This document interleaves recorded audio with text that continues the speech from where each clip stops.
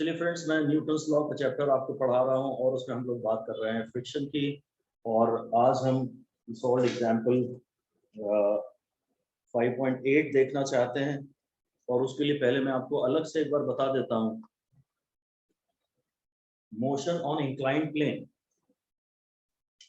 पहले तो मैं आपको बता देता हूँ motion on smooth inclined plane जहाँ फ्रिक्शन नहीं है,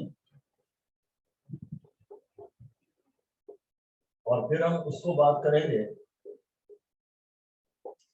फिर रफ इंक्लाइंड प्लेन की बात कर लेंगे।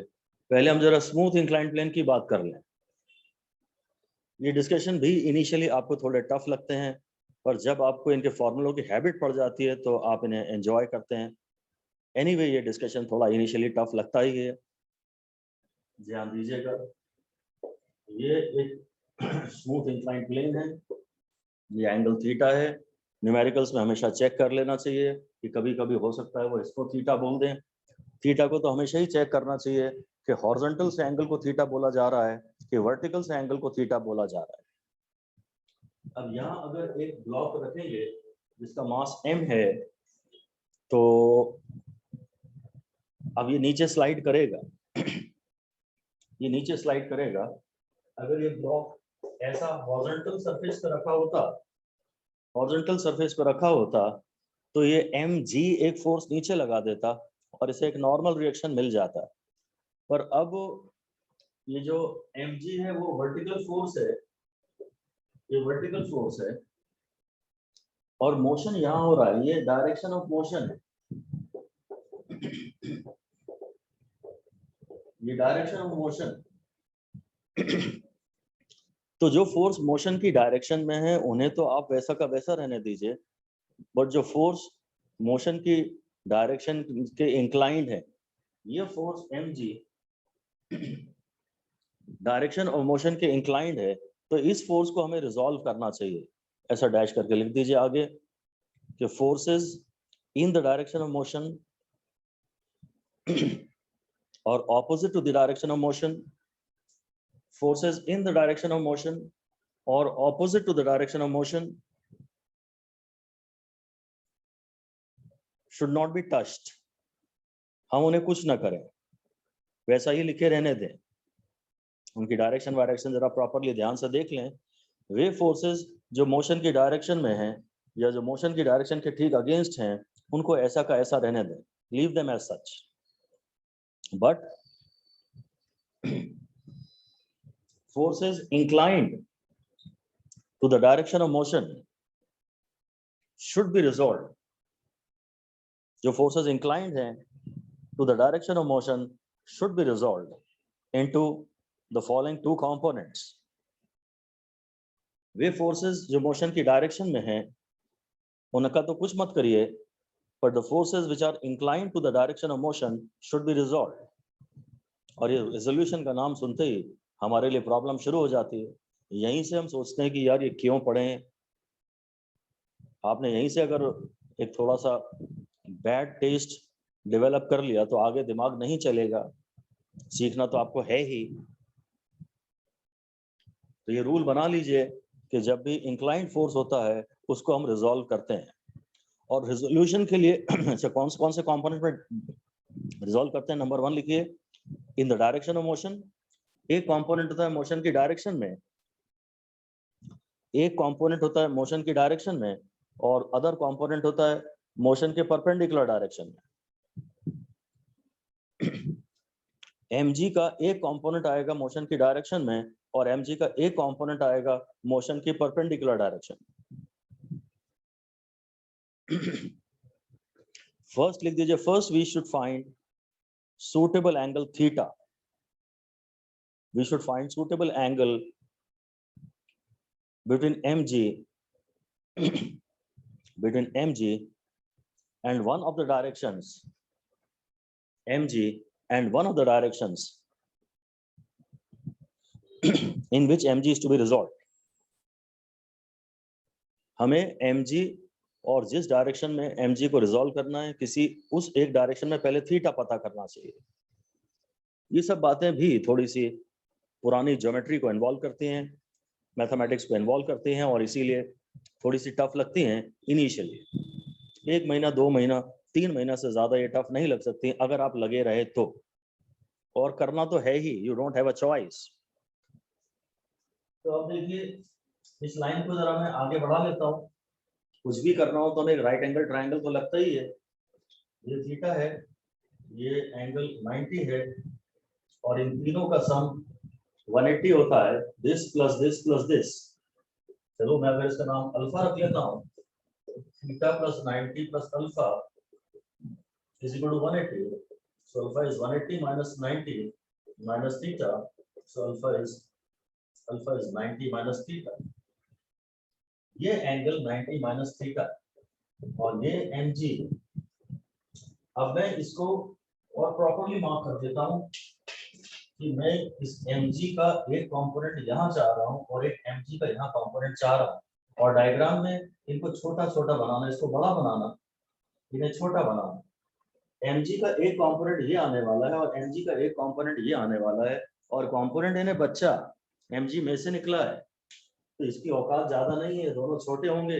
ये बाप है, mg बड़ा है, ये इसका एक कंपोनेंट जो छोटा होगा mg से, और ये इसका दूसरा कंपोनेंट जो mg से छोटा होगा।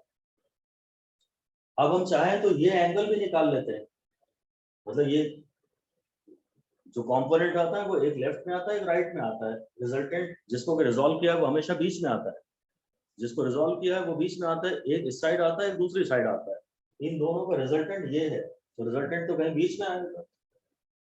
अब मान लीजिए मैं इस एंगल को बीटा कह देता हूँ, तो मुझे एक बात और पता है कि alpha plus beta is 90, alpha plus beta is 90, क्योंकि ये और ये दोनों रेक्टेंगुलर कंपोनेंट्स का हमने एमसी को रिजॉल्व किया है, एक मोशन की डायरेक्शन में और एक मोशन के परपेंडिकुलर डायरेक्शन में।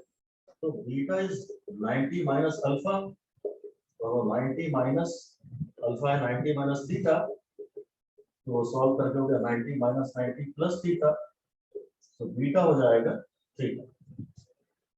ये अगर आप हमेशा के लिए याद ही कर लें, इतनी सब कैलकुलेशंस में ना जाएं, तो शायद चलेगा कि ये एंगल थीटा आता है। हम ये सब मिटा रहे हैं और ये सब मिटा रहे हैं और यहाँ mg लिख रहे हैं, और ये एंगल थीटा, इसको अगर आप याद कर लें तो अच्छा है, वरना दो स्टेप्स हैं, this plus this plus this is equal to 180 and then this plus this is equal to 90।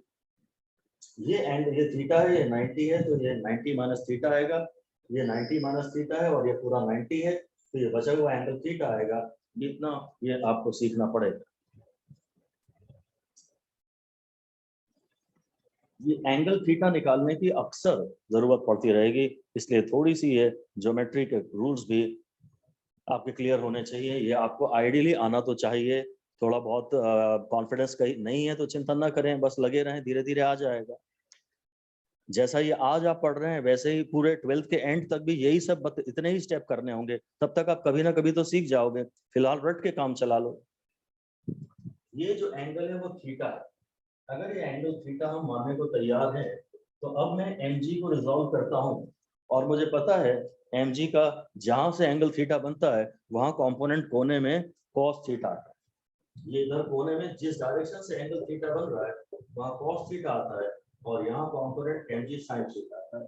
ये वाला पार्ट ही हम लोगों को थोड़ा टफ लगता है, इनिशियली हमें ये टफ लगता है। ये एंगल थीटा है, ये 90 है, ये तीनों का सम 180 है, ये 90 माइनस थीटा है, और ये पूरा 90 है, तो ये बचा हुआ एंगल थीटा है। अगर ये 90 माइनस थीटा है तो ये 90 में से 90 माइनस थीटा ये हो गया, तो थीटा ये हो गया। mg का यहाँ एक छोटा कंपोनेंट आया mg cos थीटा, और साइड में आया mg sin थीटा। ठीक है, अब इसमें क्या होता है, अब इस समय जो mg पूरा है ना, पूरा mg को अब आपने mg sin थीटा और mg cos थीटा में रिजॉल्व कर लिया है। अब आप एक फोर्स को जब उसके या एक वेक्टर को जब आप उसके कंपोनेंट्स में रिजॉल्व कर चुके हो ना, तो अब आप mg cos थीटा और mg sin थीटा पे ही खाली ध्यान देना। अब mg को भूल जाना, हालांकि ये डायग्राम में तो बना हुआ रहेगा, बट नाउ mg को एक की तरफ नहीं देखना है आपको, ऐसा अगली लाइन में लिख दीजिए। Once a vector has been resolved, once a vector has been resolved into its components, once a vector has been resolved into its components, then we should ignore the original vector. We should ignore the original vector, though it is still marked in the diagram.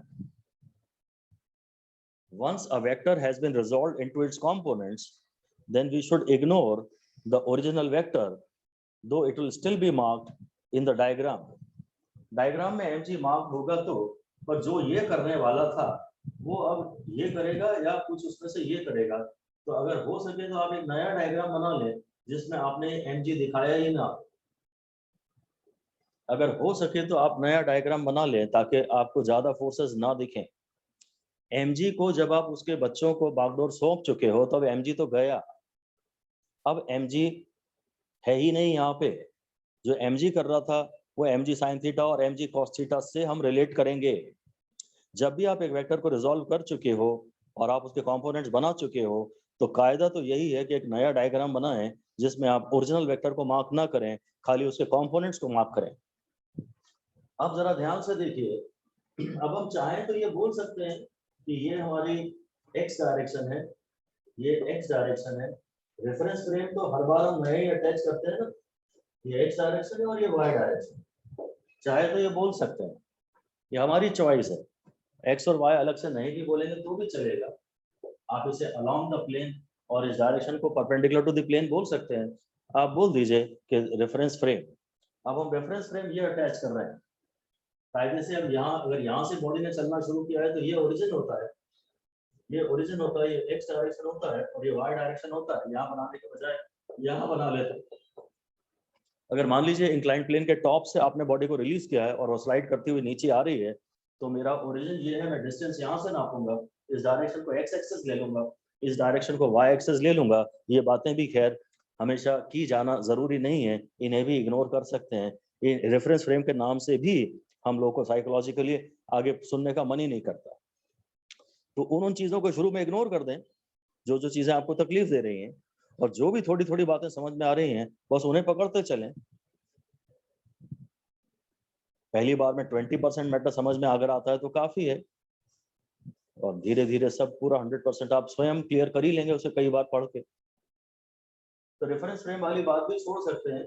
हमने mg को, आपको ये ध्यान रखना जरूरी है कि mg cos theta कहाँ था, mg sin थीटा कहाँ था। आपको थीटा भी मत रटो, सीधे mg cos थीटा और mg sin थीटा ही रटो। अगर ये एंगल थीटा है तो mg का sin थीटा यहाँ आएगा और mg का cos थीटा ये आएगा। ये एक्चुअली आपका रटा हुआ होना चाहिए, और न्यूमेरिकल्स में हम ये डायरेक्टली करेंगे ही, यही करेंगे हम। mg sin थीटा और mg cos थीटा ही। आज के बाद मैं कभी नहीं बताऊंगा कि कौन 90 माइनस थीटा है और कौन थीटा है, कौन mg sin थीटा है, कौन mg cos थीटा है। आज के बाद तो मैं डायग्राम में इनको सीधे मार्क करूंगा।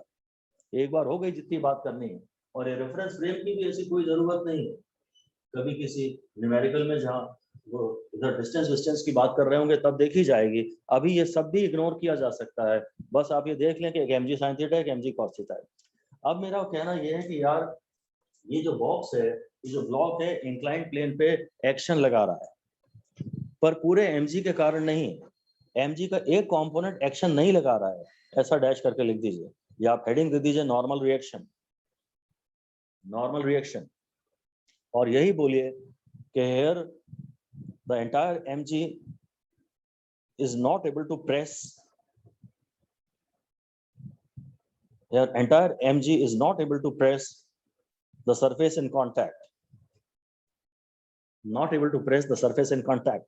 surface in contact से मेरा मतलब एक्चुअली है वही irregularities, माइक्रोस्कोपिक irregularities। वो mg पूरा तो नहीं दबा पा रहा। बोल दीजिए only mg cos theta component, केवल जो mg cos theta component है is able to press। अच्छा ये तो स्मूथ मैंने लिया है तो इसमें तो इंटरलॉकिंग्स हैं भी नहीं। only mg cos theta is able to press the surface of the inclined plane down। only mg cos theta is able to press the surface of the inclined plane down। मतलब vertically down तो नहीं, पर चलो अंदर की तरफ तो हो रहा है। so the normal reaction will be generated due to this only। खाली इसके कारण नॉर्मल रिएक्शन जनरेट होगा। तो यहाँ एक फोर्स और है, शायद हम इसे एक्शन मान सकते हैं, तो ये नॉर्मल रिएक्शन। आप mg cos थीटा को एक्शन बोल सकते हैं, हालांकि एनसीईआरटी ने कहा है कि कौन एक्शन है कौन रिएक्शन है वो हमें पता नहीं है, क्योंकि दोनों एक साथ ही आते हैं। पर चलिए फिर भी हम अपनी सहूलियत के लिए बोलते रहेंगे, बोल सकते हैं कि ये mg cos थीटा एक्शन है और n जो है वो नॉर्मल रिएक्शन है। उसके नाम में भी रिएक्शन आ ही रहा है, इसलिए कोई चिंता की बात नहीं है। आप एक्शन रिएक्शन इन्हें रिस्पेक्टिवली बोल सकते हैं बोलचाल की भाषा में। कोई कहेगा कि इनमें से कौन एक्शन है कौन रिएक्शन है, तो और अगर ऑप्शन दिया है कि हम कुछ पक्का नहीं कह सकते, तो फिर हम वही टिक करेंगे कि नहीं पक्का नहीं कह सकते। पर अगर वो क्वेश्चन नहीं है तो बोलचाल की भाषा में अपनी कन्वीनियंस के लिए किसी को तो कोई नाम और दूसरे को दूसरा नाम कुछ देना ही चाहिए। जैसे हम पप्पू और चप्पू, नहीं तो कुछ ऐसे नाम रखेंगे, तो चलो एक्शन रिएक्शन ही रख लो। तो अब बस यही तीन फोर्सेस हैं। mg तो मैंने हटा दिया, mg के ये कंपोनेंट्स हैं और ये एक्शन है तो रिएक्शन है। इसका नाम नॉर्मल रिएक्शन है और ये देखो अभी भी it is perpendicular to the surfaces in contact. ये एंगल 90 डिग्री है, ऐसा लिख दीजिए। Being normal reaction, being normal reaction, it is perpendicular to the surfaces in contact. Normal reaction होने के नाते it is perpendicular to the surfaces in contact, तभी तो इसका नाम नॉर्मल रिएक्शन है। आज हमें एक बात अच्छी समझ में आ गई कि यार जो फ्रिक्शन होता था ना, वो इसीलिए उसने शुरू में म्यू एन नहीं पढ़ाया था, सॉरी म्यू एन तो पढ़ाया था, म्यू mg नहीं पढ़ाया था, क्योंकि n आज mg नहीं है। हॉरिजॉन्टल सरफेस पे फ्रिक्शन को म्यू एन बोल के आप म्यू mg भी बोल सकते हैं, पर आज अगर शायद आप यहाँ लिमिटिंग फ्रिक्शन की बात करने लगे, अभी तो मैं स्मूथ प्लेन की बात कर रहा हूँ, पर चलिए मैंने आपसे बात कर ली, आगे आपके काम आएगी कि आज n mg cos थीटा है। अगर हम फ्रिक्शन का फॉर्मूला यहाँ बनाएंगे आगे चल के, तो वो म्यू mg cos थीटा होगा, वो म्यू mg नहीं है। अगर इंक्लाइन प्लेन की आप बात कर रहे हैं तो आपका शायद ही कोई आंसर है जो बिना थीटा के आए, ऐसा भी एक बात ब्रैकेट में आप लिख दीजिए। In numericals of inclined plane के numericals में all expressions must have a theta term। अगर थीटा का टर्म ही नहीं है तो काय का इंक्लाइंड प्लेन। तो n पहले mg आया करता था, n आज mg cos थीटा आ रहा है। अभी चलिए आप इतना सा खाली लिख सकते हैं कि n is not always equal to mg। n हमेशा mg नहीं है, इंक्लाइंड प्लेन पे तो है ही नहीं, इवन हॉरिजॉन्टल सरफेस पे भी n हमेशा mg नहीं है। बस अब अगर मैं y डायरेक्शन की बात करूं, ये y डायरेक्शन और ये x डायरेक्शन है, तो अगली लाइन में लिख दो कंसीडरिंग इक्विलिब्रियम इन y डायरेक्शन, या बस considering motion in y direction ऐसा लिखिए। Considering motion in y direction, तो इस डायरेक्शन में मान लीजिए आपने इसको पॉजिटिव माना है ना, इस डायरेक्शन को आपने प्लस y माना है, तो n minus mg cos theta, इसमें तो m a y ऐसी इक्वेशन आनी चाहिए थी। इस डायरेक्शन में जो फोर्स है, अगर इसको आपने पॉजिटिव माना है, अगर यहाँ a पता होता तो मैं a मार्क कर देता, फिर a की डायरेक्शन को पॉजिटिव लेता। अगर ऐसा नहीं है तो मैं y डायरेक्शन को पॉजिटिव ले रहा हूँ, तो ये फोर्स पॉजिटिव है और ये फोर्स नेगेटिव है, और नेट फोर्स को ma से इक्वेट करते हैं, और एक्सीलरेशन मुझे y डायरेक्शन में लेना होगा। न्यूटन सेकंड लॉ कहता है नेट फोर्स को ma से इक्वेट करो। अब अगर मुझे नेट फोर्स निकालना है तो मैं एक को पॉजिटिव कहूंगा, एक को नेगेटिव कहूंगा, और इस नेट फोर्स को मैं ma से इक्वेट करूंगा। अगली लाइन में लिख दीजिए but there is no motion in y direction. सारा का सारा मोशन केवल x डायरेक्शन में ही होता है, आप जानते हैं हवा में उड़ता तो है नहीं। y डायरेक्शन में कोई मोशन नहीं है, and actually acceleration in y direction is zero. y direction में एक्सीलरेशन जीरो है। we can say that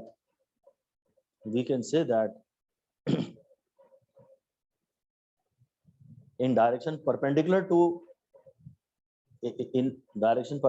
the direction of motion, in direction perpendicular to the direction of motion, ये direction of motion है और ये direction perpendicular to the direction of motion है, acceleration will always be zero। acceleration will always be zero। इस ये direction of motion है और ये direction perpendicular to direction of motion है, इस direction में acceleration हमेशा zero होगा। इस डायरेक्शन में एक्सीलरेशन हमेशा जीरो होगा। तो बस फिर तो n minus mg cos theta is equal to zero और n is equal to mg cos theta. ये हमारा एक रिजल्ट आ गया। n को mg cos थीटा यहाँ होता है आप 4 स्टार दे लीजिए। अभी तो ये हमारे डिस्कशन का विषय नहीं था, आगे कहीं ये काम आएगा आपको कि इंक्लाइंड प्लेन पे जो n होता है वो mg cos थीटा होता है, बशर्ते कि थीटा ये हॉरिजॉन्टल से एंगल है। तो ये बात आगे कहीं काम आएगी आपको, फिलहाल तो स्मूथ प्लेन पे तो काम नहीं आती, वर्टिकल रफ प्लेन पे हाँ ये बातें काम आती, स्मूथ प्लेन पे फर्क नहीं पड़ता। तो एक बात तो ये हो गई कि पहले मैंने mg को रिजॉल्व किया, mg sin थीटा में mg cos थीटा में ये एक्शन है, ये रिएक्शन है, इस डायरेक्शन में इक्विलिब्रियम है, तो इधर upward force is equal to downward force, ये नॉर्मल रिएक्शन हो गई।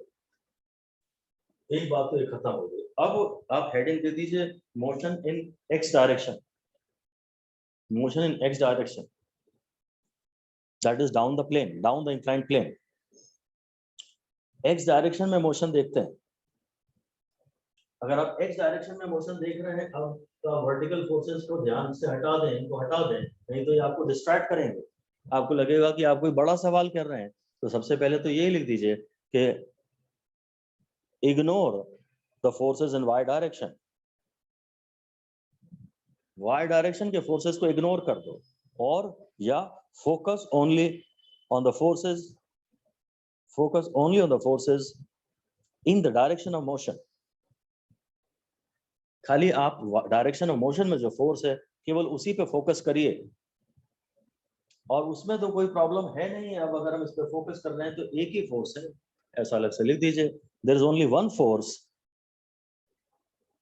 on acting on the block, there's only one force acting on the block in the direction of motion।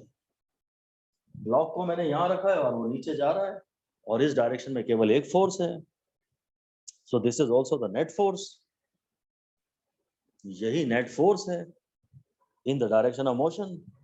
Motion की डायरेक्शन में यही नेट फोर्स भी है, motion की direction में यही नेट फोर्स भी है, and this force alone is responsible for creating acceleration, this force alone is responsible for creating acceleration in the block। ये खाली यही फोर्स है जो जिम्मेदार है। Anyway, मैं तो this force alone is responsible for creating acceleration in the block, और मैं तो फिर mg sin theta net force को ma से इक्वेट कर दूंगा, ये mm कैंसिल हो जाएगा, तो a का आंसर आया g sin थीटा। ये है जो आपको 5 स्टार देने हैं, रटना तो यही है भाई। इस डायरेक्शन में जो इकलौता फोर्स ब्लॉक पे काम कर रहा है वो है mg sin थीटा, और तो कोई फोर्स है नहीं, तो बस नेट फोर्स को ma से इक्वेट कर दो, तो a आ गया g sin थीटा। ये x डायरेक्शन में एक्सेलरेशन है, मतलब डाउन द प्लेन हम बोल देते हैं,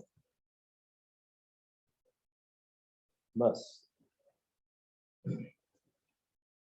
हम इस बात की समरी बना सकते हैं, बार बार आपको ये डेरिवेशंस करने नहीं है, आपको रिजल्ट ही याद करने हैं इसके।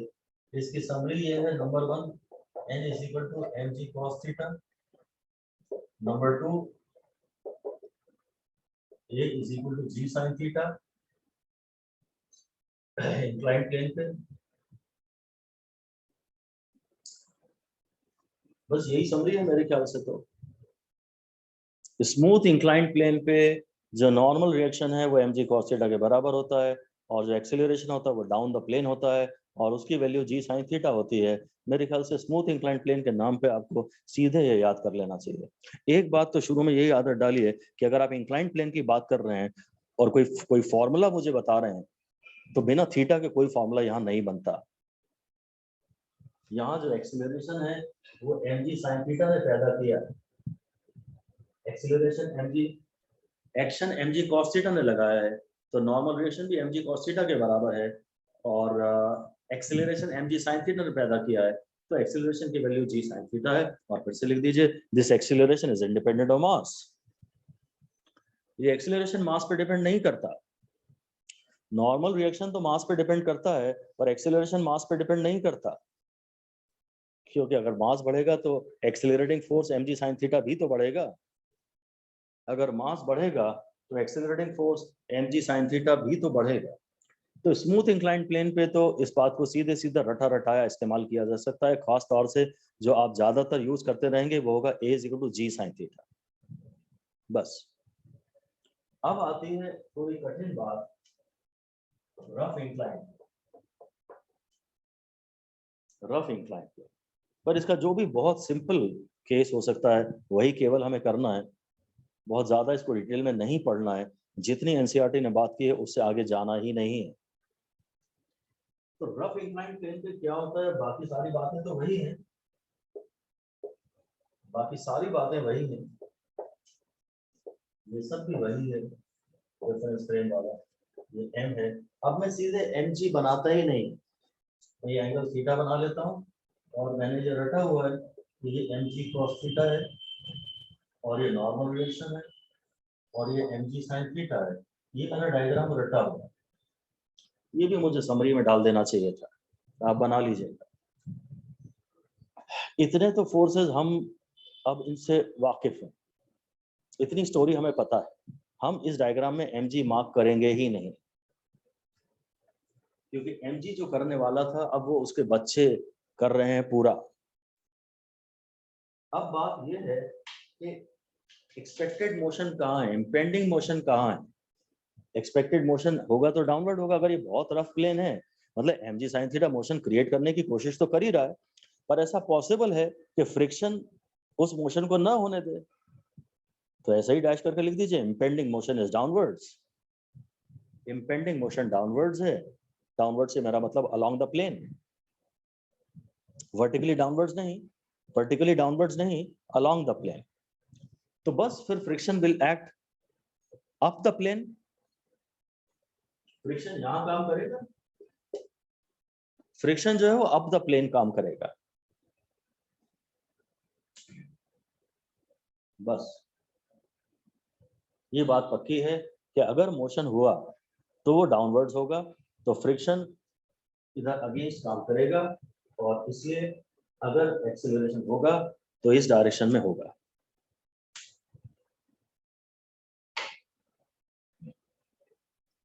सर हाँ बोलिए। सर अपने रिजॉल्व कैसे किया, एक बार समझा देंगे कि अपन को कैसे पता नीचे cos थीटा है साइड में sin थीटा। उसका रूल ये है कि जहां से थीटा बनता है वहां कंपोनेंट cos थीटा आता है। थीटा किधर है?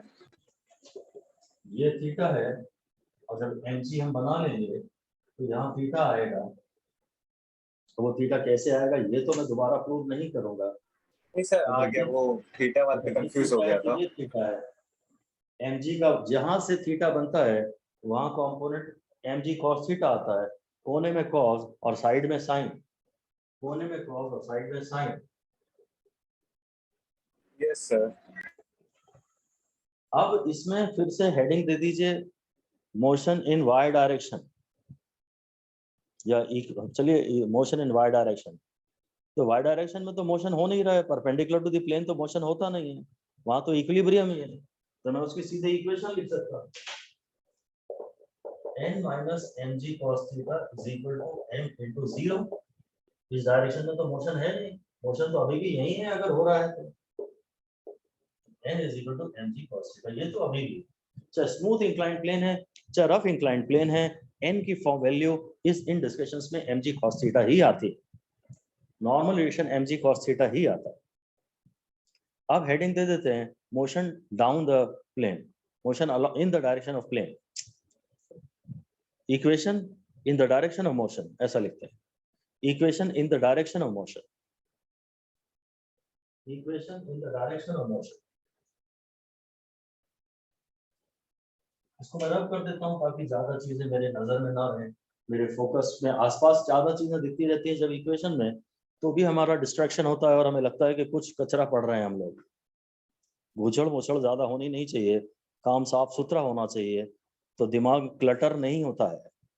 जब आपको काटने की जरूरत पड़े तो मेरे हिसाब से तो पन्ना पलट दीजिए और फ्रेश पन्ने में काम करिए, बाद में जब रफर कर रहे हो तो इस जगह जो आपकी वेस्ट हुई है उसको बाद में कभी यूज कर लें, और हमेशा जितना ज्यादा हो फ्रेश पन्ने पे करें और रफर कहीं और करें, काटा पीटी थोड़ी कम हो, जिसमें भी आप कंफर्टेबल हैं, पर यहाँ काटा पीटी होती है तो दिमाग में भी उसका असर कहीं ना कहीं होता है, क्लटरिंग होती है दिमाग में। तो इस डायरेक्शन में तो फिर मुझे मालूम है कि यार एक्सीलरेशन की डायरेक्शन में जो फोर्स होता है वो पॉजिटिव होता है, एक्सीलरेशन के अगेंस्ट जो फोर्स होता है वो नेगेटिव होता है, और मैं नेट फोर्स को ms से इक्वेट करूंगा, यहाँ पर एक्सीलरेशन की डायरेक्शन में फोर्स ये है, कोई क्लटरिंग है नहीं आसपास, कुछ और दिख नहीं रहा। एक्सीलरेशन की डायरेक्शन में ये फोर्स है, एक्सीलरेशन के अगेंस्ट जो फोर्स है वो ये है, फ्रिक्शन है ये, and net force is equal to m है, बात खत्म। Net force is equal to m है। ये प्यारी सी इक्वेशन बन रही है। एक इक्वेशन मैंने इस डायरेक्शन में लिख ली, यहाँ पर इक्विलिब्रियम है तो n minus m g cos theta को मैंने m इंटू ए से इक्वेट किया, जहाँ a को 0 डाल दिया तो n की वैल्यू आ गई एम जी कॉस थीटा। इस डायरेक्शन में एक्सीलरेशन तो यही होगा, अगर होगा तो डाउन द प्लेन ही ब्लॉक आएगा, ऊपर तो चढ़ नहीं जाएगा।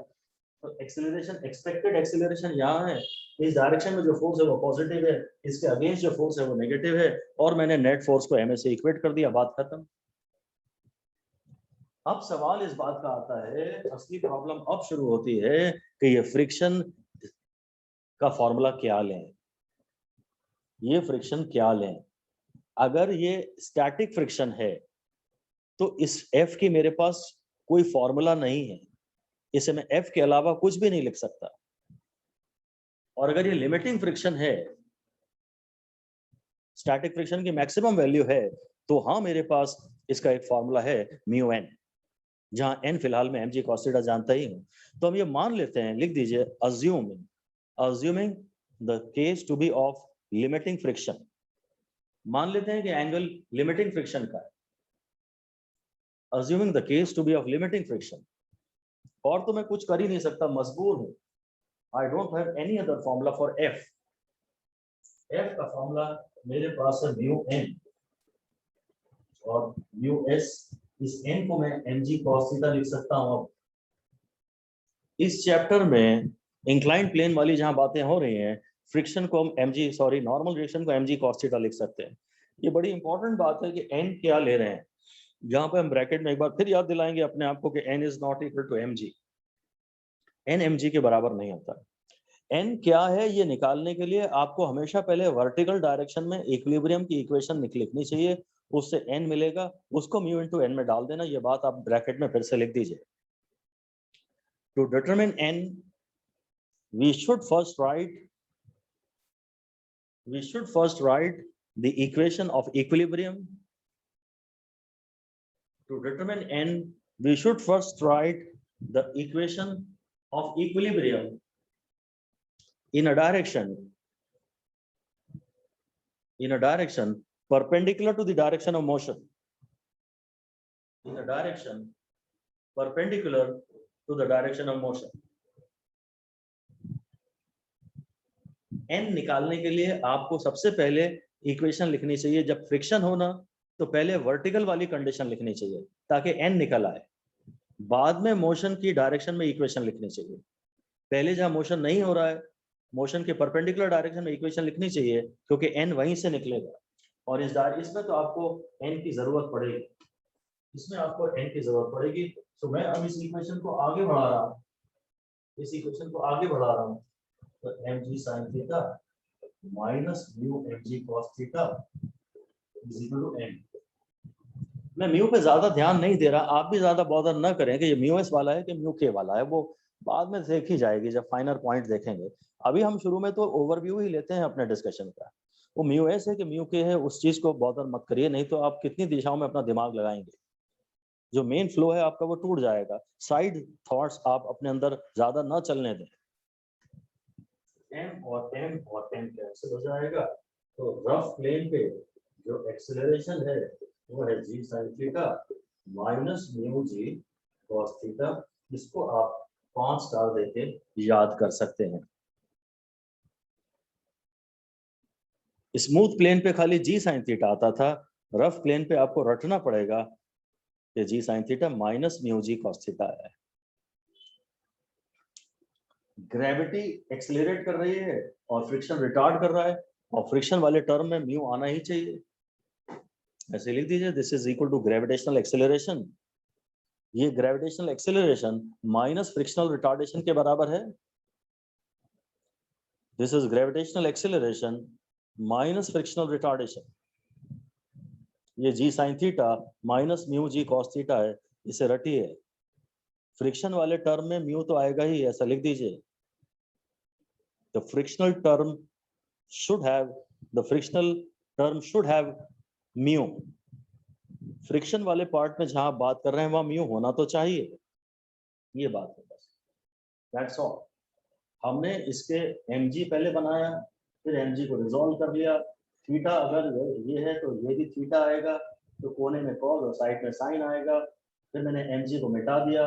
अब मैंने कहा इस डायरेक्शन में इक्विलिब्रियम की इक्वेशन लिखता हूँ, तो ये upward force is equal to downward force, n की इक्वेशन आ गई mg cos थीटा।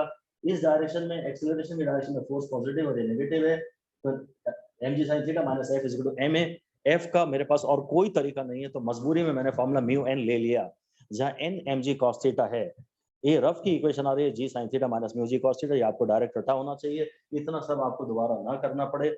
आपको समरी के तौर पे तो यही रटा होना चाहिए। स्मूथ प्लेन है, स्मूथ प्लेन है तो g sin थीटा, और रफ प्लेन है तो g sin theta minus mu g cos theta. और चलो बस n को भी लिख ही देते हैं, n हर बार mg cos थीटा आता है, ये बस आपको इतना ही बार बार रिवाइज करना है। रिजल्ट्स को बस यूज करिए, सीधे न्यूमेरिकल्स में अप्लाई करिए, डेरिवेशंस को ज्यादा मत देखिए। जब इनको पुट करके कुछ आंसर्स आपके मैच कर जाएंगे, आपका कॉन्फिडेंस बढ़ेगा, इंटरेस्ट बढ़ेगा, दोबारा इसको पढ़ेंगे तो एफर्टलेस हो जाएंगी चीजें। पहले तो आपको कुछ समझ में आए या ना आए, सिर्फ फॉर्मूले को साइड में रखिए और PYQ खोल के बैठ जाइए। पहला सवाल थोड़ा टाइम खा सकता है, दूसरा तीसरा चौथा शायद बन ही जाएगा आपसे, और एक भी बन गया आपसे पहले ही दिन, जिस दिन पढ़ाया गया है टॉपिक, उस दिन आपसे PYQ का सवाल बन गया, तो फिर ये पूरा चैप्टर क्लियर हो जाएगा, क्योंकि सवाल बनते ही आपको कॉन्फिडेंस आ जाएगा। और स्पेशली अगर वो सवाल PYQ का है तो कॉन्फिडेंस का मजा ही लेवल ही अलग होगा। इतना रटिए और PYQ को खोल के बैठ जाइए, टॉपिक वाइज और चैप्टर वाइज, खत्म बात। अब इसमें थोड़े और लफड़े हो तो सकते हैं। अगर ये एक्सीलरेशन वाकई हो पा रहा है, अगर बॉडी नीचे, अगर ये एक्सीलरेशन मतलब कैलकुलेशन से पॉजिटिव आ रहा है, पहली बात तो मैं आपको बता दूं कि जी जैसे 9.8 होता है या 10 होता है, तो ये रफ प्लेन पे एक्सीलरेशन ना न्यूमेरिकल्स में तुम्हारा आंसर 2 3 टाइप का ही कुछ आएगा, क्योंकि पहले ही एक तो ये जी का साइन थीटा हो गया, तो 9.8 से तो आधा आधा करीब वैसे ही हो गया, ये 4.5 बचा, 4.9 बचा, ऊपर से ये और एक टर्म माइनस कर रहे हो। ऐसा लिख दो एक इंपॉर्टेंट नोट कि इन numericals of rough inclined plane, the value of acceleration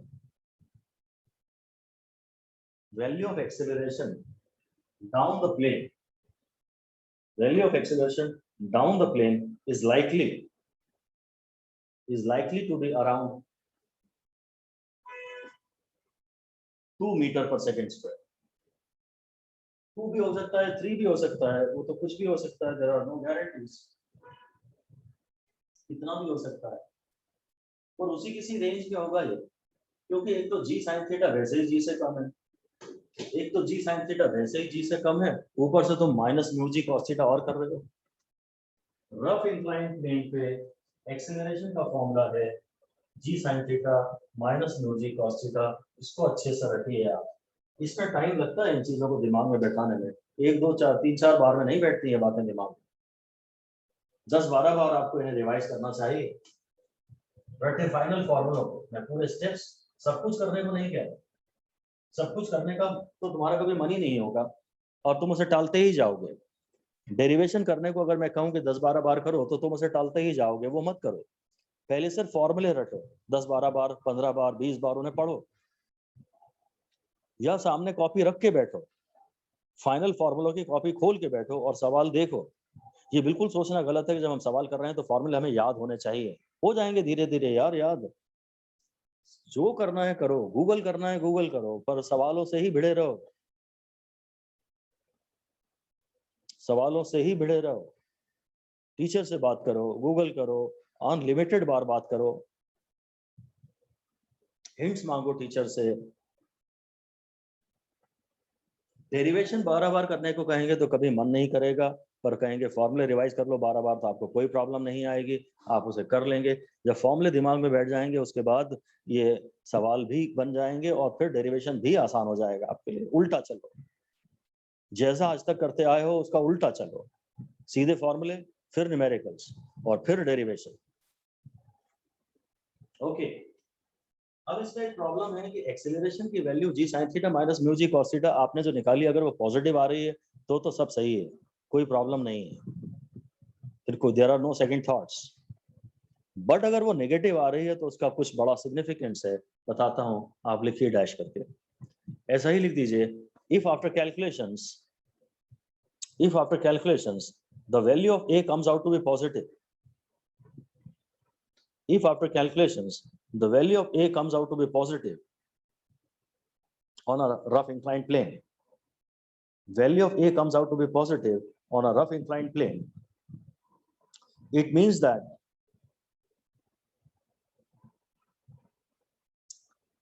mg sin theta is greater than friction.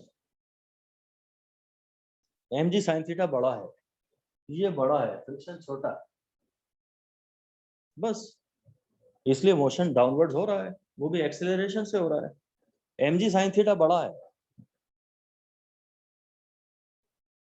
जरूर ये फ्रिक्शन लिमिटिंग फ्रिक्शन वाली केस है, क्योंकि फ्रिक्शन मतलब फ्रिक्शन भी इस समय अपनी मैक्सिमम वैल्यू पे, ऐसा लिख दीजिए, here friction is also at its maximum possible value. मैं म्यू एस और म्यू के झगड़े को बीच में नहीं लाना चाह रहा, उस चक्कर में मत पड़ो, नहीं तो फ्लो टूट जाएगा तुम्हारा। तुम तो म्यू एस और म्यू के दोनों को भी बस म्यू ही बोलो, और बस फ्रिक्शन मैक्सिमम है, and therefore we are justified in using the formula mu n for f. F का फॉर्मूला म्यू एन आपने लिया है, ये तो सही है। अगर अप्लाइड फोर्स जो मोशन क्रिएट करना चाह रहा है वो बहुत ज्यादा है और मोशन क्रिएट हो रहा है, तो फ्रिक्शन तो लिमिटिंग के बराबर है, उसका फॉर्मूला तो म्यू एन आपने ठीक लिया है। वो म्यू एस एन लिया है कि म्यू के एन लिया है, वो बात की बात है। अगर एक्सेलरेटेड मोशन हो रहा होता है, काइनेटिक फ्रिक्शन तब लेते हैं, तब ये म्यू के इंटू एन लेते हैं, पर उन बातों को दिमाग में अभी ना ही आने दो तो अच्छा है, नहीं तो असली चीज छूट जाएगी आपकी। अगर मोशन हो रहा है तो mg sin थीटा बड़ा है, और जरूर फ्रिक्शन भी अपनी मैक्सिमम पॉसिबल वैल्यू पे है, लिमिटिंग फ्रिक्शन पे है, इसलिए उसको म्यू एन का फॉर्मूला यूज करना गलत नहीं है। बट अगली लाइन में लिख दो, अब डेंजर सिचुएशन स्टार्ट हो रही है जो ज्यादा टफ है, लिख दीजिए if by calculations a comes out to be negative. अगर कैलकुलेशन से a नेगेटिव आया है तो थोड़ा अलर्ट होना पड़ेगा, और मैं खैर उम्मीद करता हूं कि शायद ए नेगेटिव वाले न्यूमेरिकल आपको नहीं आएगा, अलग लैंग्वेज से आएगा, मैं आपको बताऊंगा।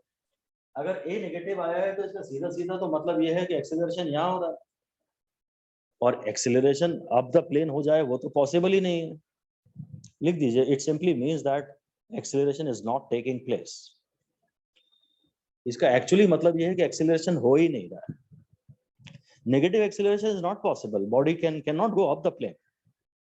नीचे आएगी तो आएगी बॉडी, नहीं तो रेस्ट पे पड़ी रहेगी। दो ही संभावना है कि या तो ये रेस्ट पे पड़ी रहे और या फिर ये नीचे आए, ऊपर तो जा ही नहीं सकती। नेगेटिव ए का सीधा सीधा तात्पर्य है, सीधा सीधा इम्प्लीकेशन है कि बॉडी इज एट रेस्ट, ऐसा लिख दीजिए, बड़ा बड़ा लिख दीजिए, negative A means that the body is at rest.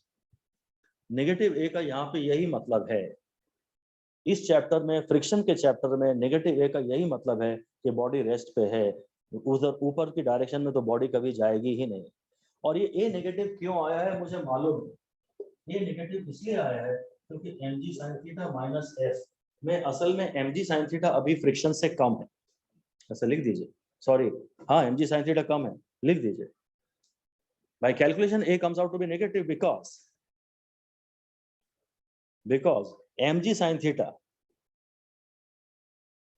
which is trying to create motion, mg sin theta जो मोशन क्रिएट करना चाह रहा है is less than f, because mg sin theta which is trying to create motion वो friction से कम है, sorry वो लिमिटिंग फ्रिक्शन से कम है।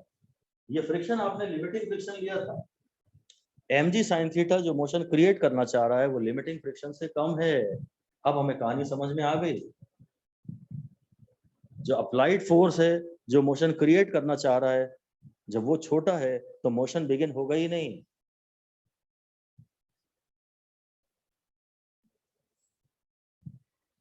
हम तो समझते हैं, हमारा फैसला ये है कि the body is at rest, it is an equilibrium, body rest पर है, इक्विलिब्रियम में है, and there is no motion, कहीं कोई रिलेटिव मोशन है नहीं, so this is a case of static friction.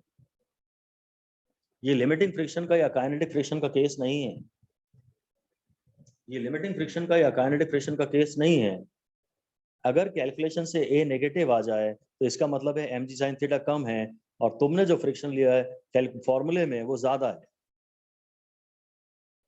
तुम्हारे पास स्टैटिक फ्रिक्शन का फॉर्मूला लिखने का कोई तरीका था नहीं, तो तुमने लिमिटिंग का ही लिख लिया था, ये तुम्हारी मजबूरी थी।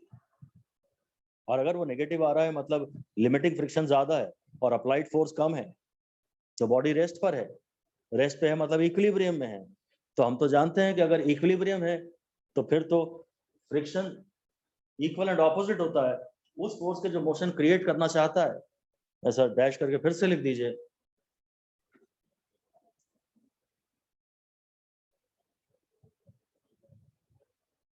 If the force which is trying to create motion, if the force which is trying to create motion is less than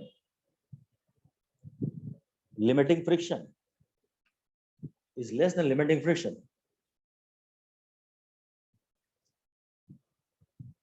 तो फिर बड़ा बड़ा अगली लाइन में लिख दीजिए, then friction is equal to applied force,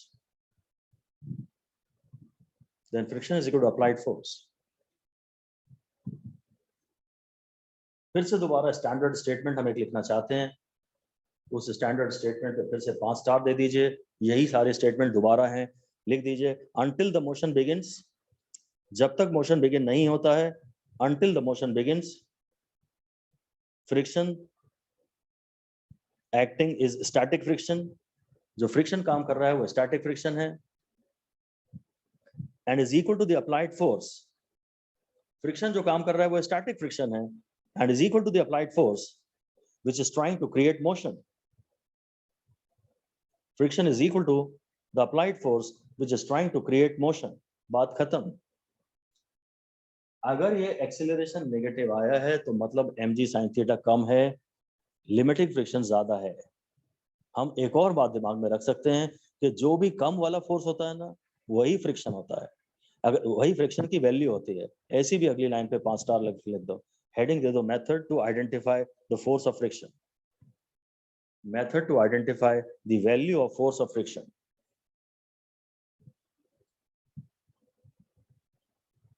method to identify the value of force of friction, ये भी एक अच्छा मेथड है। सब कुछ एक साथ ना यूज करें, लिखना तो हमें पड़ेगा। अगली लाइन में लिख दीजिए the smaller force in the direction of motion, मतलब इस डायरेक्शन में चाहिए smaller force is the force of friction. जो भी छोटा होता है वह फ्रिक्शन होता है। फ्रिक्शन तो एक लिमिट से ज्यादा बढ़ नहीं पाता ना, जो भी छोटा वाला फोर्स होता है वही फ्रिक्शन होता है। फ्रिक्शन की ज्यादा औकात नहीं है, अप्लाइड फोर्स हम कितना भी बढ़ा सकते हैं, ये तो हमारे हाथ में है। पर फ्रिक्शन तो बेचारा गरीब है, जरा सा फोर्स है। फ्रिक्शन तो हमेशा डेफिनेटली छोटा वाला ही तो फोर्स होगा, जरा सा तो फ्रिक्शन मिलता है आपको। हम तो जिस मार्बल पे चल रहे हैं उस पर भी हम कह रहे हैं फ्रिक्शन के मारे चल रहे हैं, तो मार्बल पे से फ्रिक्शन हमें मिलेगा कितना? छोटा फोर्स फ्रिक्शन का फोर्स होता है, ये याद रखना आपको बड़ी हेल्प करेगा। बस अब बात क्लियर हो गई कि अगर स्मूथ इंक्लाइंड प्लेन है तो एक्सेलरेशन जी साइन थीटा है, रफ इंक्लाइंड प्लेन है तो एक्सेलरेशन जी sine theta minus mu g cos theta है। कैलकुलेशन से ए अगर पॉजिटिव आ रहा है तो बस सब ठीक है, तो जी एम जी साइन थीटा बड़ा है और mu m g cos theta छोटा है और वही फ्रिक्शन है। अगर एक्सेलरेशन पॉजिटिव आ रहा है तो m g sine theta positive बड़ा है और mu m g cos theta छोटा है और वही फ्रिक्शन है। और अगर कैलकुलेशन से ए नेगेटिव आ रहा है इसका मतलब है कि मोशन हो ही नहीं रहा। अगर कैलकुलेशन से ए नेगेटिव आ रहा है इसका मतलब मोशन हो ही नहीं रहा, तो स्टैटिक फ्रिक्शन का केस है। और स्टैटिक फ्रिक्शन में तो हम म्यू इनटू एन फॉर्मूला नहीं लगा सकते। यही फिर से वार्निंग लिख दीजिए, फिर से वार्निंग लिख दीजिए। ये आप गाइड्स में कहीं आपके सामने एक क्वेश्चन आ जाएगा, पीवाईक्यू भी करोगे तो भी आपके सामने आ जाएगा। मैं डायरेक्टली वह क्वेश्चन नहीं दे रहा जिसका मैंने पिछली क्लास में जिक्र किया था। फिर से क्वेश्चन लिख दीजिए, if on inclined plane a body is at rest, a body is at rest, warning है ये, then do not apply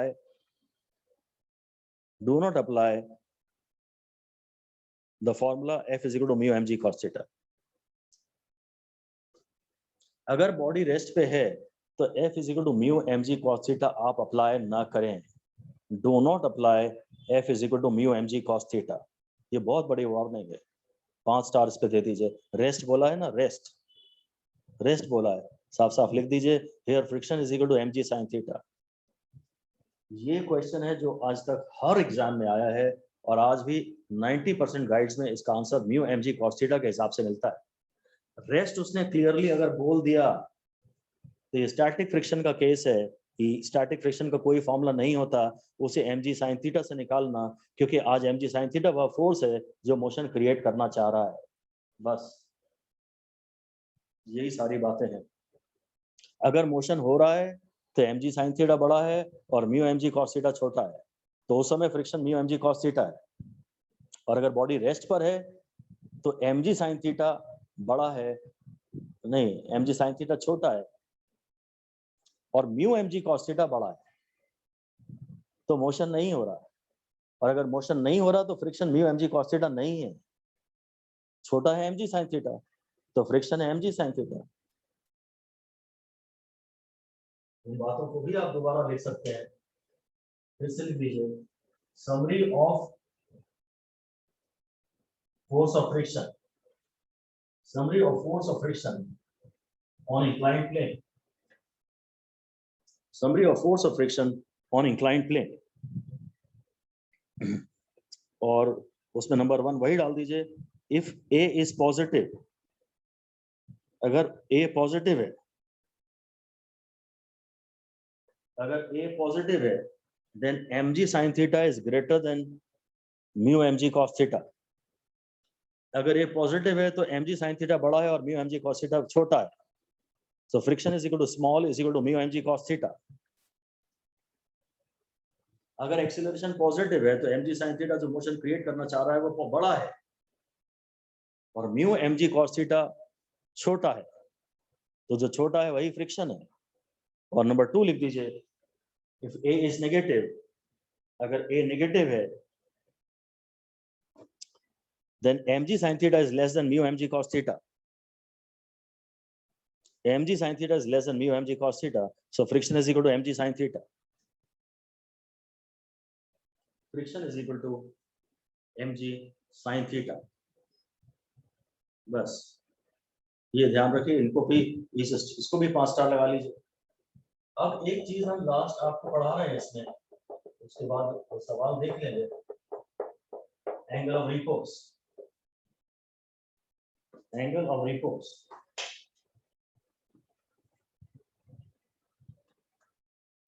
फर्क है ना, ये हॉरिजॉन्टल प्लेन है और इस पे ये बॉडी रखी हुई है और इसको मैं इंक्लाइन प्लेन बना रहा हूँ, इसका एंगल बढ़ा बढ़ा के इंक्लाइन प्लेन बना रहा हूँ। एक एंगल आएगा जब ये बॉडी खुद ही स्लाइड करना शुरू कर देगी, जिस एंगल पे बॉडी खुद ही स्लाइड, अभी तो बॉडी रेस्ट पे है, जब तक ये बॉडी रेस्ट पे है तो आप इसकी सारी कहानी जानते हैं कि जो फ्रिक्शन इस समय स्टैटिक फ्रिक्शन है और mg sin थीटा है। जब ये बॉडी खुद अपने वेट के कारण स्लाइड करना शुरू कर देगी, उस एंगल को एंगल ऑफ रिपोज कहते हैं। ऐसे ही लिख दीजिए, angle of inclination of the plane, angle of inclination of the rough plane with the horizontal, angle of inclination of the rough plane with the horizontal,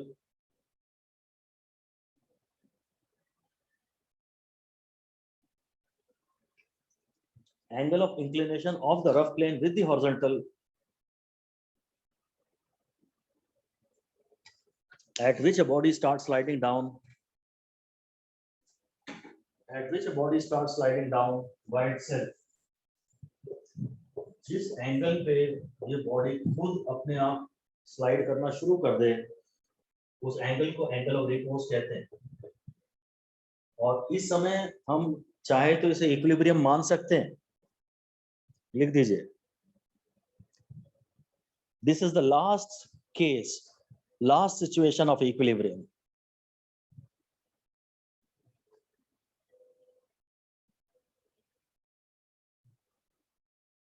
मतलब if theta is less than theta r, body remains at rest। अगर inclination repose से कम है तो body rest पे है ही, and if theta is greater than theta r, अगर एंगल रिपोज से ज्यादा है तो बॉडी एक्सीलरेट्स डाउनवर्ड्स। अगर एंगल रिपोज से ज्यादा एंगल कर देंगे तो बॉडी स्लाइड करके नीचे आ ही जाएगी, एक्सेलरेट करेगी। Theta is equal to theta, हम चाहें तो इसको इक्विलिब्रियम मान सकते हैं। अगर एंगल रिपोज के बराबर है तो बॉडी ने यूं मान लीजिए कि हल्का सा बस बिगिन स्लाइड करना शुरू ही किया है या शुरू करने वाला है, एक ही बात है। क्लियर कट अच्छा खासा सिग्निफिकेंट एक्सेलरेशन तो नहीं है, कुछ थोड़ा बहुत है भी तो आप उसे इग्नोर कर दीजिए और इक्विलिब्रियम कह दीजिए। और बस इक्विलिब्रियम अगर है तो वो फोर्स जो मोशन क्रिएट करना चाह रहा है वो mg sin थीटा r है और ये mu mg cos theta r है। ये लिमिटिंग फ्रिक्शन वाला केस हो गया, तो लिख दीजिए अगर एंगल रिपोज के बराबर है तो ये लिमिटिंग फ्रिक्शन का केस है। अगर लिमिटिंग फ्रिक्शन का केस है तो मैं mg sin थीटा r को mu mg cos theta r से इक्वेट कर सकता हूँ। mg और mg काट दीजिए और tan थीटा रिपोज को म्यू कह दीजिए, बस ये एक फॉर्मूला और है। ये सीधे फॉर्मूला खाली ध्यान दीजिए, angle of repose tan theta is equal to mu.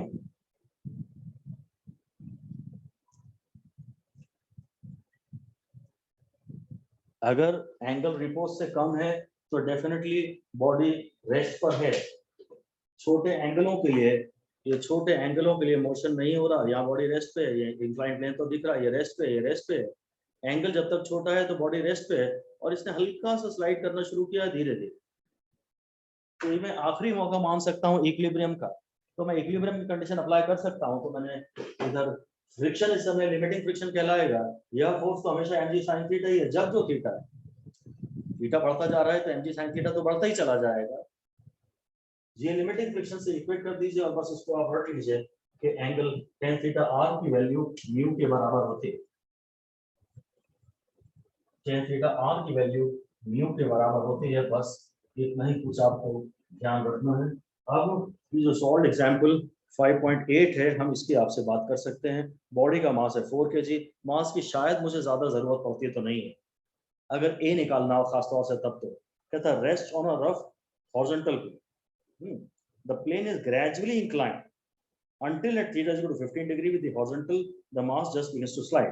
तो आप क्वेश्चन को लिख दीजिए अपनी कॉपी में, 5.8 में लिखिए m is equal to 4 kg और लिखिए अगला angle of repose is 15 degree, क्योंकि जिस एंगल पे बॉडी अपने आप स्लाइड करना शुरू कर देती है उस एंगल को हम एंगल ऑफ रिपोज कहते हैं।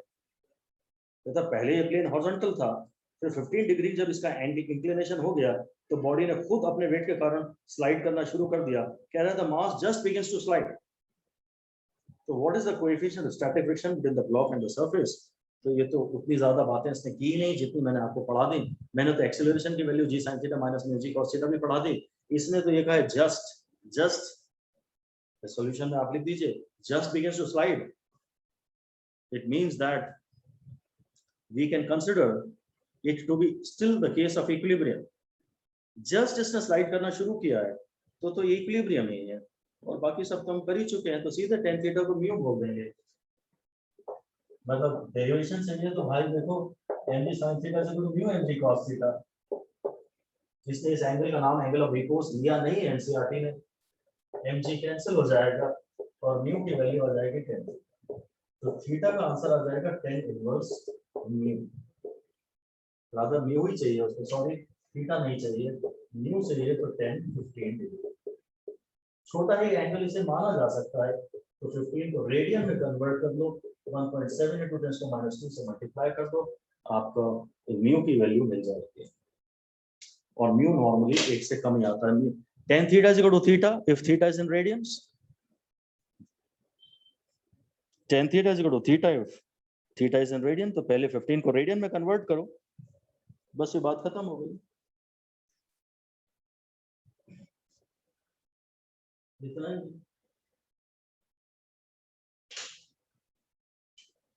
जो एनसीईआरटी ने लाइनें लिखी हैं मैं वो एक बार लाइनें आपके सामने पढ़ देता हूँ। समझ तो हम सब चुके ही हैं, तो चलिए पढ़ लेते हैं। सॉल्यूशन कहता है the forces acting on the block of mass m at rest on the inclined plane. पहले mg है वर्टिकली डाउनवर्ड्स और normal force n of the plane of blocks और static friction force Fs opposing the impending motion. In equilibrium, the resultant of these forces must be zero.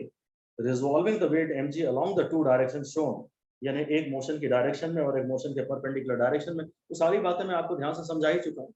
एक बार आप motion की direction में equilibrium की condition लिखेंगे, क्योंकि उसने तो इक्विलिब्रियम बोल ही दिया। एक बार आप मोशन के परपेंडिकुलर डायरेक्शन में इक्विलिब्रियम की कंडीशन लिखेंगे। जब आप ये एक बार फिर बता देता हूँ, ये mg है, मैं प्रूफ तो नहीं कर रहा, पर ये थीटा है, तो ये mg cos थीटा है, ये mg sin थीटा है, ये नॉर्मल रिएक्शन है, और रफ लोड है तो मोशन बिगिन होने ही वाला है, तो ये फ्रिक्शन है। इस डायरेक्शन में इक्विलिब्रियम है, तो n is equal to mg cos theta, और फिलहाल तो इस डायरेक्शन में भी इक्विलिब्रियम है, क्योंकि मोशन जस्ट बिगिन हुआ ही है, बाउंड्री केस है, तो friction is equal to mg sin theta. इस फ्रिक्शन को म्यू n लिखेंगे, ये और n का फॉर्मूला यहां से आएगा, तो mu mg cos theta is equal to mg sin theta. इससे आप डेरिवेशन किया जा रहा है, आप इसे डायरेक्टली रिजल्ट को रट लें। तो tan थीटा मैक्स कह रहा है, देखिए ये फिर वो बोल रहा है, पहले बोल रहा है as theta increases the self adjusting frictional force increases. जब थीटा आप लिख दीजिए, when theta increases from 0 to theta repose, जब थीटा बढ़ रहा है और 0 से बढ़ के थीटा रिपोज हो रहा है, तो frictional force, static frictional force also increases. Theta बढ़ रहा है तो mg sin थीटा बढ़ रहा है, तो स्टैटिक फ्रिक्शनल फोर्स भी बढ़ रहा है, स्टैटिक फ्रिक्शन वो फोर्स भी बढ़ रहा है।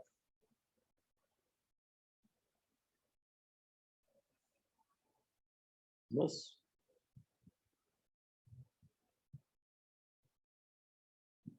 जो फ्रिक्शनल फोर्स है वो mg sin थीटा बढ़ रहा है, और उसकी मैक्सिमम वैल्यू म्यू n हो जाएगी। कहता है when theta becomes just a little more than theta max, इसने इसको थीटा मैक्स कहा है। आप लिख दीजिए here theta repose is equal to theta max with the horizontal. Paper में थीटा मैक्स के नाम से ही सवाल आने की संभावना है। रिपोज का नाम एनसीईआरटी ने यूज नहीं किया है, तो रिपोज के नाम से क्वेश्चन नहीं आएगा। वो बोलेगा बताइए थीटा मैक्स जस्ट जिस पे बॉडी स्लाइड करना शुरू करेगी, तो mu is equal to tan theta. अगर म्यू देके थीटा मांगे तो थीटा मैक्स के नाम से बात करेगा। कहता है when theta becomes just a little more than theta max, there is a small net force on the block and it begins to slide. Note that theta max, ये लाइन इंपॉर्टेंट है, इसको लिख दीजिए। theta max depends only on mu s and is independent of the mass of the block. ये line important है। जो theta max है, उसका फॉर्मूला आ रहा है tan थीटा। तो देख लीजिए, थीटा का फॉर्मूला है tan इनवर्स म्यू, तो वो म्यू पे डिपेंड करता है, म्यू एस पे डिपेंड करता है, and is independent of mass of the block. ये मास पे डिपेंड नहीं करता है, क्योंकि फॉर्मूले में मास नहीं आ रहा। जब मास बढ़ता है ना, तो mg sin थीटा भी बढ़ता है, और friction force mu mg cos theta भी बढ़ जाता है, इसलिए मास का फर्क नहीं पड़ता। जिस एंगल पे अगर 15 डिग्री पे एक बॉडी स्लाइड हो रही है, तो उतनी ही 15 डिग्री पे थोड़ी भारी बॉडी ले आओगे ना, मास डबल की, वो भी उसी एंगल पे स्लाइड होगी। अगर एंगल मास बढ़ जाएगा तो एंगल चेंज नहीं होगा, अगर दोनों बॉडी सेम है तो। ओके, तो इस तरह से एक छोटी सी बात हम ये रोलिंग फ्रिक्शन वाली भी तेजी में निपटा देते हैं, ये इंपॉर्टेंट नहीं है। रोलिंग फ्रिक्शन की बातें खत्म करते हैं, और बहुत डिटेल में इसके आपको नहीं जाना है, एनसीईआरटी की लाइनें भी नहीं पढ़ना है। कहता बॉडी लाइक अ रिंग और a sphere rolling without slipping. अब रोलिंग विदाउट स्लिपिंग एक्चुअली हम लोगों को जो चैप्टर 7 है उसमें बहुत अच्छे से समझ में आएगा, तभी हम रोलिंग फ्रिक्शन की ज्यादा बातें आपसे कर पाएंगे। रोलिंग विदाउट स्लिपिंग में ही आपको समझ में आएगा, तो इसके लिए आप इसलिए इसकी अभी इग्नोर ही कर दीजिए, और सिर्फ इतना सा लिख दीजिए कि इन आइडियल रोलिंग, तेरा आइडियल सिचुएशन बोल रहा है, इन आइडियल रोलिंग काइनेटिक और static friction is zero. In ideal rolling kinetic और स्टैटिक फ्रिक्शन इज जीरो, बस इतना ध्यान से रख लीजिए।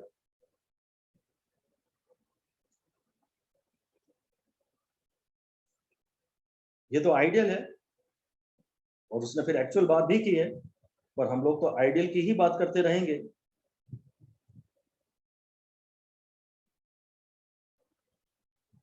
वो कह रहा है rolling friction has a complex origin, तो कॉम्प्लेक्स वाली बात हम क्यों पढ़े, तो somewhat different from the static and sliding friction. Rolling में उसने कहा तो एक लाइन आप लिख तो सकते हैं, हालांकि मैं ज्यादा इंपॉर्टेंट कहीं भी नहीं है, ये स्कूल एग्जाम में शायद आ सकता है, एक लाइन बस लिख दीजिए, during rolling the surfaces in contact get momentarily deformed the surfaces in contact get momentarily deformed a little, and this results in a finite area. This results in a finite area of the body. This results in a finite area of the body being in contact with the surface.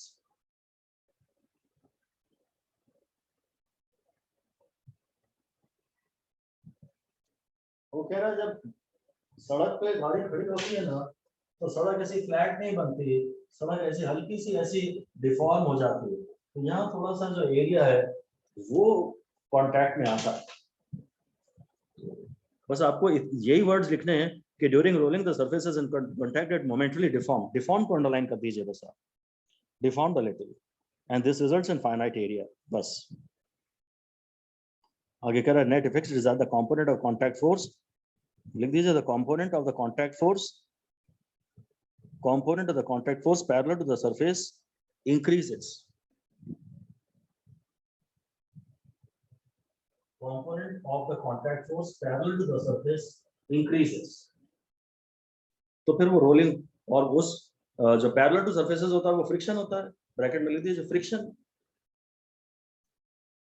यहाँ इसने last बात ये की तो है कि we often regard friction as something undesirable in, मतलब rolling friction वाली बात खत्म हो चुकी है। हम लोग बात लिख सकते हैं कि म्यू आर तो रोलिंग का म्यू 0 होता है और वैसे mu R is less than mu K is less than mu S. Practically mu rolling थोड़ा बहुत होता तो है 0.01 टाइप का। काइनेटिक फ्रिक्शन का म्यू, स्टैटिक का म्यू सबसे ज्यादा होता है, काइनेटिक का उससे थोड़ा कम होता है, रोलिंग का तो खैर बहुत ही कम होता है। ऐसी बातें की तो जा सकती हैं। इसके आगे कह रहा है we often regard friction as something undesirable in many situations like in machine with different moving parts. Friction does have a negative risk role. It opposes relative motion, ध्यान दीजिएगा relative motion, and thereby dissipates power in the form of heat etc. Friction ऐसा लिख दीजिए, friction when opposing force, friction जब oppose करता है तो dissipates energy as heat. Friction energy खा जाता है।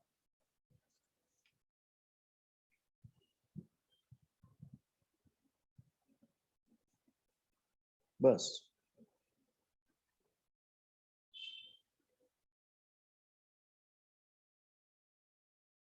सबसे लास्ट में वो कह रहा है static friction is important in daily life. वो कह रहा है we are able to walk because of friction. ये लास्ट पैराग्राफ पढ़ने लायक है, पढ़ लीजिएगा एक बार। That is impossible for a car to move on a very slippery road. On an ordinary road, the friction between the tires and the road provide the necessary external force to accelerate the car. ऐसा बस आप dash करके लिख दीजिए, accelerating as well as stopping a car. Accelerating as well as stopping a car is only possible due to friction. Car जब हम accelerate करते हैं या कार हम किसी भी व्हीकल में जब हम ब्रेक्स लगाते हैं तो ये दोनों फ्रिक्शन के कारण ही होते हैं। जितनी देर तक तुम एक्सेलरेट करते रहते हो उतनी देर तक फ्रिक्शन का सहारा तुम्हें लगातार सही है। जब तुम गाड़ी स्टार्ट करते हो तो पहिया टायर जमीन को पीछे मारता है, तुमको एक्शन तुम पीछे मार रहे हो, जमीन से रिएक्शन आगे आ रहा है तो तुम आगे जा रहे हो। और जब तुम्हें ब्रेक लगाने होते हैं ना, तो तुम ब्रेक जब लगाते हो तो गाड़ी यहाँ को ये जो इंटरलॉकिंग है इसकी दीवार को यहाँ जाके मारती है। तो अब गाड़ी जैसे आपने ब्रेक लगाए तो पीछे का पहिया तो लॉक हो गया, मतलब घूम ही नहीं सकता। अब बस ये आगे का पहिया जाके यहाँ मारता है। जैसे आप ब्रेक लगाते हो तो पीछे के दोनों पहिए लॉक हो जाते हैं, आगे का पहिया जाके यहाँ मारता है जमीन पे। अब एक्शन यहाँ है तो रिएक्शन यहाँ है, तो गाड़ी पे फोर्स सड़क से पीछे से आ रहा है। एनीवे इतने डिटेल में हमें नहीं जाना है। हमारा तो कहना है कि एक्सीलरेशन भी फ्रिक्शन के दम पे होता है और रिटार्डेशन भी फ्रिक्शन के दम पे होता है, और बाकी तो आप इसकी ज्यादा से ज्यादा मैथमेटिकल पार्ट्स पे में ही का केवल इंटरेस्ट लीजिए, थियोरी में ज्यादा इंटरेस्ट मत लीजिए। That is all for now and thank you.